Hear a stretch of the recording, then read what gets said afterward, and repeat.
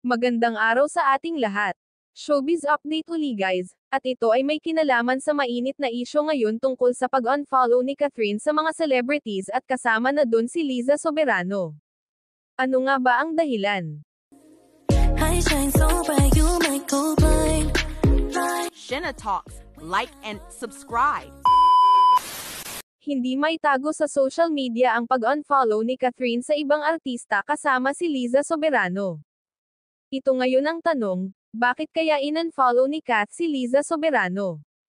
May nagsabi pa na, I think she unfollowed Liza because it seems Liza knows about Andrea and DJ. They probably went to Paris with Duke Vicky Bello, then Andrea asked about Spain vacation, then Duke said, are you sure you are the one? Then says a lot. Then Liza said, I know everything.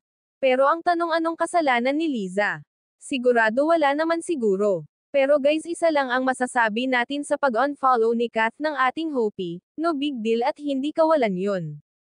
Alam natin mga fans ni Liza Soberano kung gaano siya kabait na babae, mapagmahal, marespito at higit sa lahat loyal sa kanyang boyfriend na si Enrique Hill.